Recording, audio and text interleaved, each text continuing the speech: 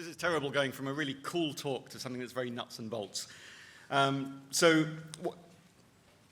I wanted to share in this session was some of the things that I look for when I'm handed code to optimize. We have a consulting team in the UK office, and one of the things we get very often is, here's a piece of code, make it better, make it neater, make it faster. And so this is almost my sort of checklist for where I start. Because in general, the Wolfram language is capable of great speed, and it's capable of great cleverness, and it's capable of great accuracy, but not all at the same time. And so very often it's about the compromises and choices you make, and I want to walk you through some of those choices. So if there's a meta point, one of the top on the list is you're doing things more cleverly than you thought you were, or you intended to, or you needed to. And my number one that I go straight for is an example of that. So if I just run these two almost identical examples here, and you'll see a lot of these uses of absolute timing. You can see the first example takes well over a second, and the second example is 4 thousandths of a second. Big difference, and yet the answer we get out is identical. The key thing here is, as most of you all know, there's a difference in number types. We have high precision, exact, and machine precision numbers. If you care about speed, machine precision numbers as soon as you can and all the way through consistently. So you're giving up some of the accuracy, and you'll see why this one's so slow if I show you the answer without numericalizing at the end. You'll see that the answer is extremely accurate. This is a fraction, I think. Yes, there's the numerator and the denominator, coming out to a very small number as a whole, but you have to create this accurate thing before you then get the approximate one. If you want the approximate, just go straight there. Likewise, here's another simple example. I'll show you the download for all of these if you want to get them at the end. But again, it's exactly the same problem. One, I start with 2 and I iterate some function. The other one, I start with 2 point. So just get those decimal points in at every number at an early opportunity. And here, again, we're getting an equally huge difference. And if you look at the reason, the intermediate value on this one is this horribly large symbolic expression that can't even be displayed. It's too big.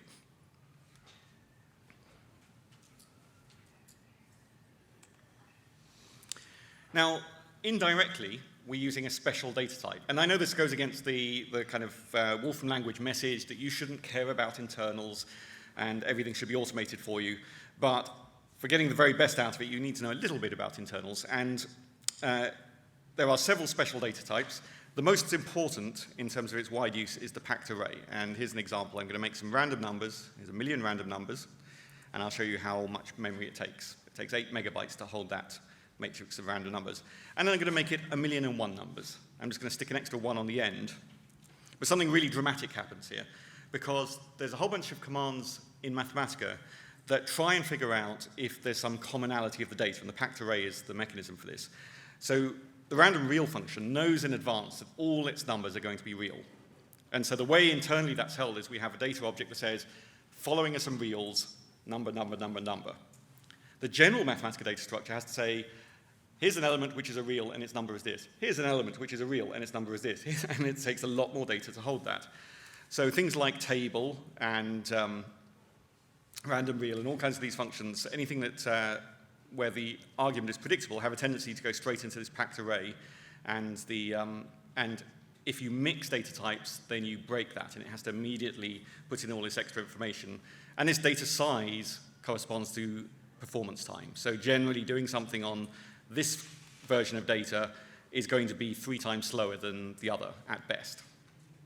Now there are some low-level commands on this. I can ask if things are packed arrays, and you can see the key difference here is that this internal flag is different, and I can force it into a packed array so I can repair that second version by forcing its reals and then forcing it to simplify itself, and we go back down to the small size. But generally, if you follow the rule of numerical numbers from the beginning, then you should find packed arrays happen fairly naturally. I'm not going to go through all the examples because I have a short slot to talk in here. So sparse array is another key one, less generally applicable, but if you've got a data set where most of the numbers are 0, then use sparse array, or most of the numbers are the same, I should say, then sparse array is much more compact. And there's this weird, really there for us, structured array, which is for particular things like upper triangular matrices, which if you happen to be in a very niche area can be useful.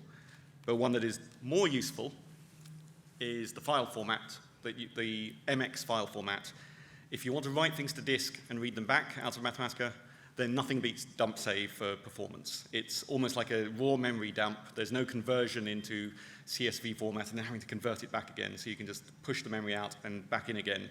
And this is really, really fast to dump large amounts of memory, large amounts of data to disk. But it's platform specific, so you can't move that file between Macs and Windows, or even between Windows 32-bit and Windows 64, so it's got its limitations. But be aware of these, and if you can use them, use them.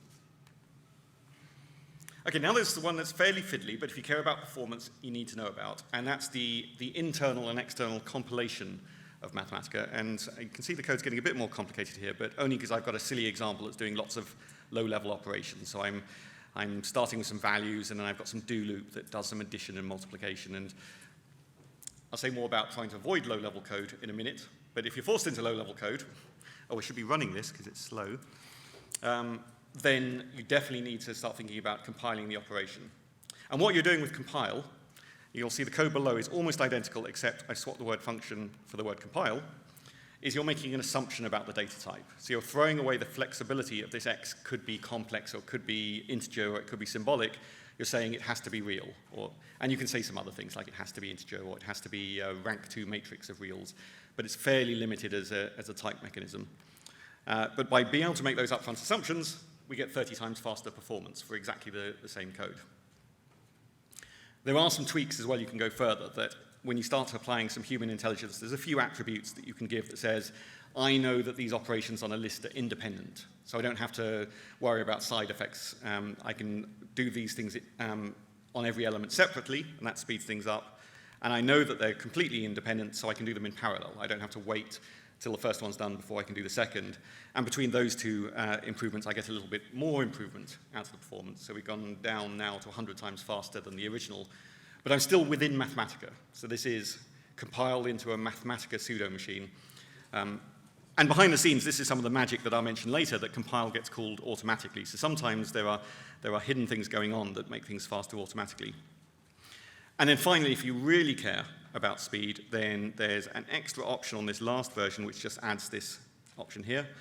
And that triggers a more complicated chain of operations. So it will take the code, it'll make the pseudo-compiled version in Mathematica, it'll then call a conversion program to turn that into C code, it'll then pass that to a C compiler to compile it, it'll make an executable, which will then use library link to connect back in and attach to this symbol CF2C. So there's a lot going on using the machinery of Mathematica, but all I have to do is add the option, and now I get C-level performance, but still able to use sort of Mathematica syntax and joining up the bits of Mathematica.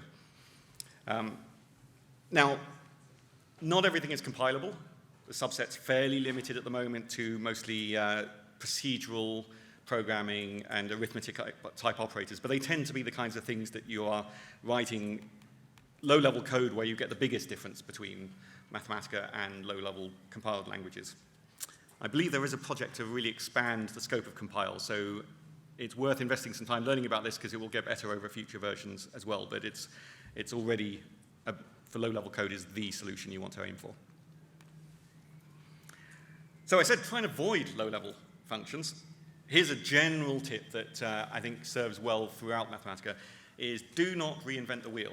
Not just because it's an effort for you, but you can rarely, that may be an exaggeration, but typically if you try and re-implement something that's built into Mathematica, the Mathematica version will be faster.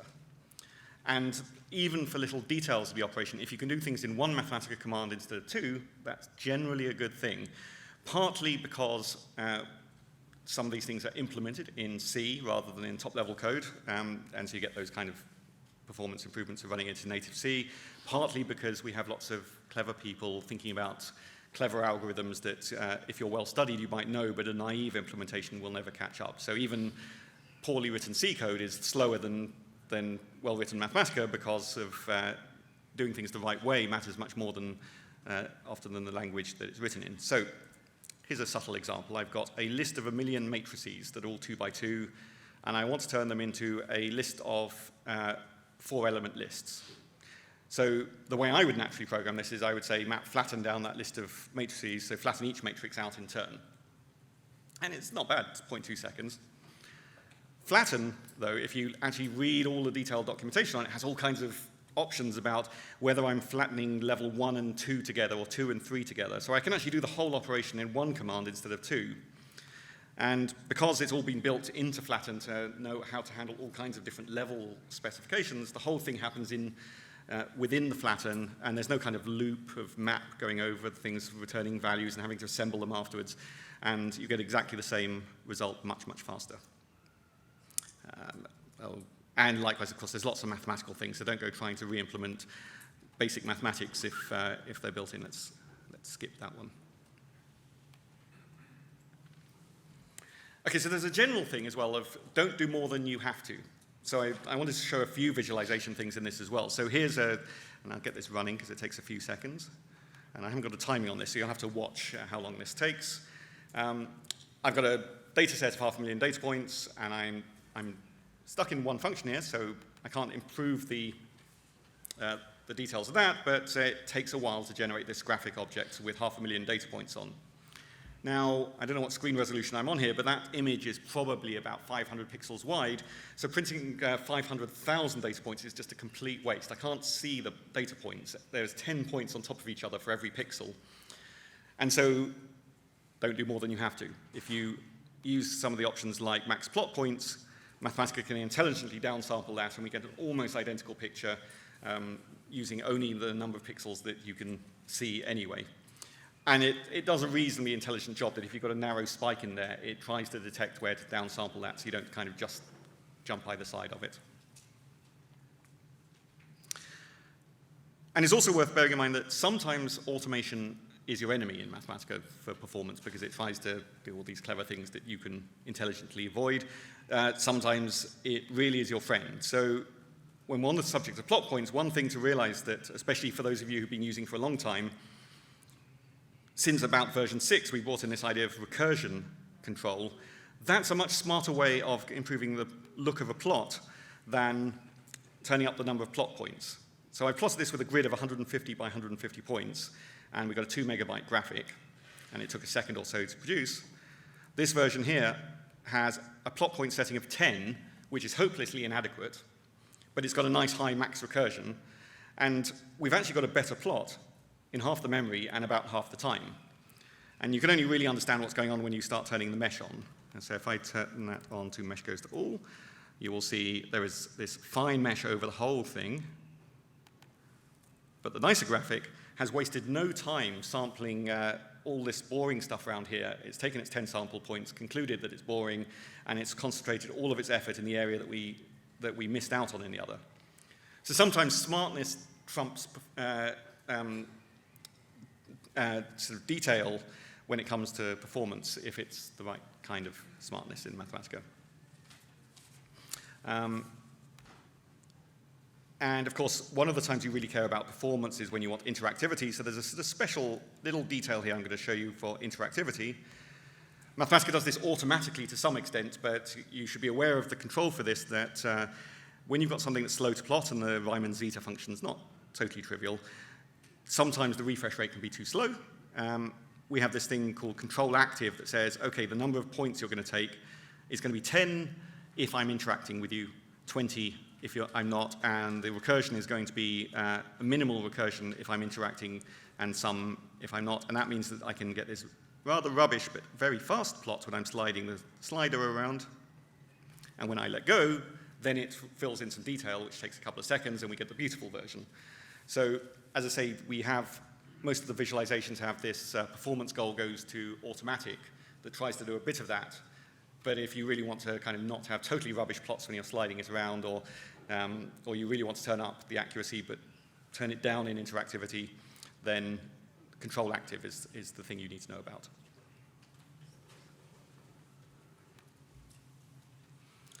Okay, so let's now go away from built-in things and think just about coding. One of the tools that I consider quite useful whenever you start getting serious is the Wolfram Workbench. Notebook is great for experimenting. when you've got a big block of code or when you really care about the details, then it's better to be well organized, and the Workbench helps you be better organized, which is a good start. But it also comes with a debugger, which is better than the debugger in the front end, and a profiler, which is not available in the Mathematica front end. And so if I run this example here, anyone who did elementary coding will spot that I'm using double recursion, which is an appalling way to be efficient. And so this Fibonacci function of 35, you can see it's taking an age to calculate. And finally got there 15 seconds. So that's no good at all. And if you didn't know about recursion, then you might be staring at this thinking, well, what have I done wrong? It's pretty simple code. So I popped that over into Workbench. I'm sorry, this font's a bit small, but I don't know how to zoom Workbench. But I've got the code at the top here, exactly the same. And I think I already have this launched in debug mode. And you get this new profile command, and I'm going to run fib25, so a slightly smaller problem with the profiler. And what that does is it's running the code, but it's doing a counting as it goes, and it's looking at what bits of code executed, and we get this little report back.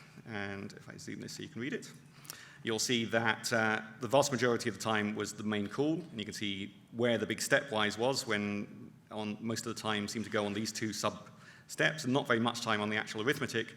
But the real killer here is that this function got called 75,000 times. This double recursion caused it to keep going up and down this tree of possibilities. And I wouldn't say it's frequent, but it is not uncommon that I have been confused by code and run this and been totally surprised by the values you get out of the report, and then you spot some little mistake that you've made that's causing something to go into some horrendous loop that you weren't expecting. And usually when you get a huge delay and you're not doing something terribly complicated, then there's some weirdness that you need to understand below the surface. And sticking in print statements, everyone's sort of first step for debugging, is not necessarily very useful. And these kind of things can give you real insight.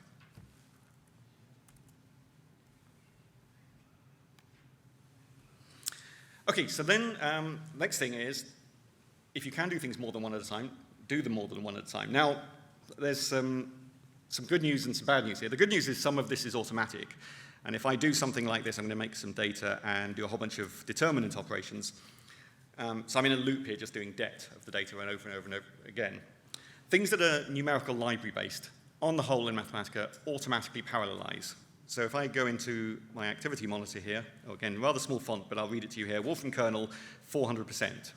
I've got a quad-core machine, and all 4 CPUs are busy doing determinants for me. So I can't really squeeze any more out of my computer than it's getting.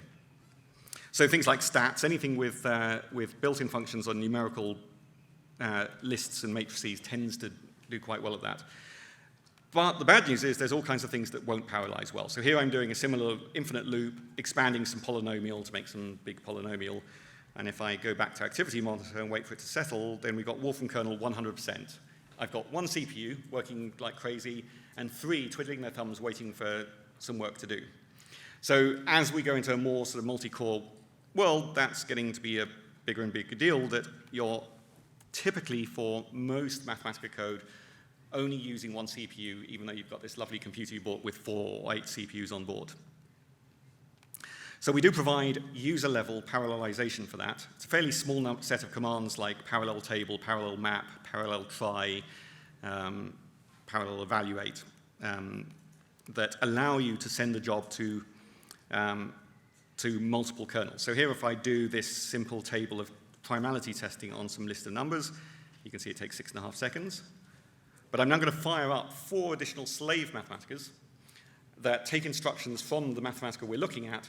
And when I do parallel table, so the same thing except I'm using the parallel version of table, it now distributes those into 4 chunks to each CPU, and all 4 are being run at the same time, and then they're pulled back in together.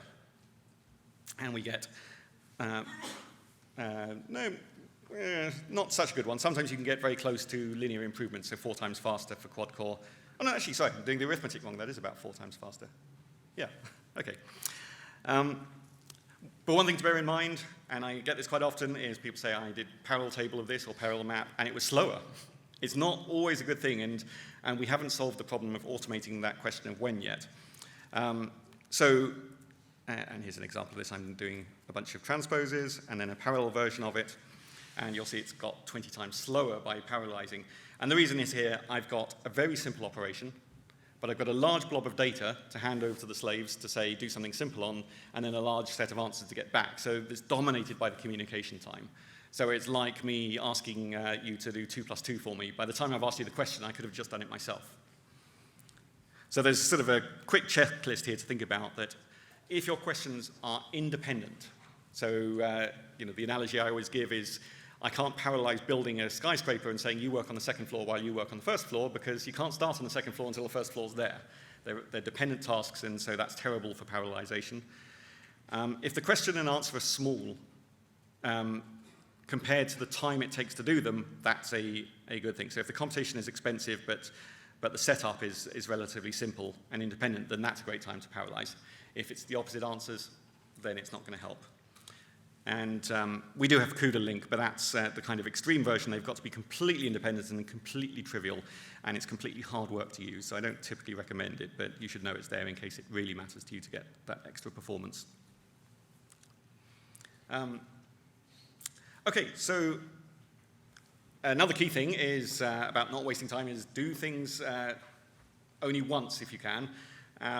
And the key paradigm, the sort of idiom to remember here is this pattern here of saying function definition is the function of the thing equal to, and then do whatever it does. And what that does is when you call this function, it works out the right-hand side, and then it stores the value next time you call it. It won't have to do the computation, it'll just have remembered the value. Now you're trading performance here for use of memory, and so again, it's a trade-off. If your parameter space is huge and the chances of you asking the same thing twice are small, you're just wasting memory here, and running out of memory is just as bad for performance. If you've got something that you'll quite like to hit the same parameters again, a bit of memory is well spent. And it totally rescues my Fibonacci example now that if I do my Fib35 with this version with remembering the intermediate values, then it's now trivially fast, because we prevented that up and down recursion by remembering it. There's a counterpoint, though, about not wasting memory is forget things that you don't need. And here's the key one that a lot of people don't know about. When I do a computation, and I say something like data equals, what we did before, some random reals of let's say, 1,000 of those, then I've stored that in data, and then we come along and we say clear data, and we think we're going to get the memory back. Well, we've cleared data, and we've recovered that bit of memory, but we've missed this in 55 because the out 55, the percent numbers, still remember the values. So we can still refer to things by percent and percent 55 and percent, very convenient, but it's still using up the memory. So when you're doing things with large data sets, first thing I do is $history length equals 0. Tells it don't remember any of these percent numbers. Or if you want the convenience, do history length equals 2 or 3 or something, so you can say last answer, but you aren't remembering them in perpetuity through the session. And certainly when you're doing things like importing a gigabyte of data, you don't realize you've actually imported it twice effectively. You've got 2 copies of it if you're keeping history. Since we're short on time, I'm going to skip this one. This is a little bit complicated, but although quite important. Let me tell you something about dynamic, because this is one that very few people know about.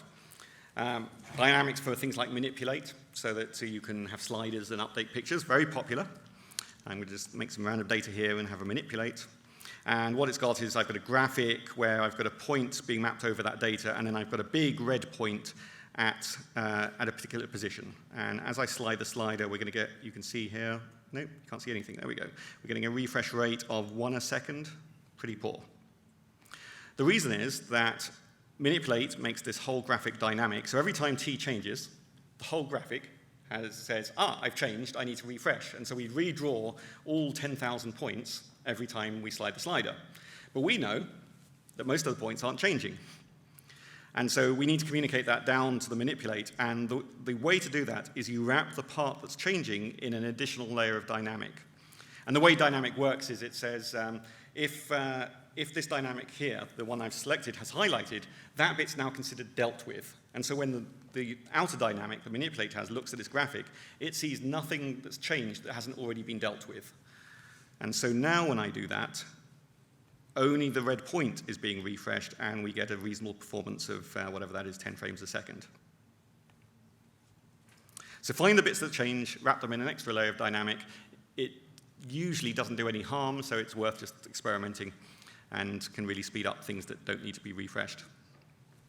Here's a killer I definitely need to cover, which is particularly if you're in a kind of procedural mindset, a lot of people accumulate data in the most horrible way for Mathematica.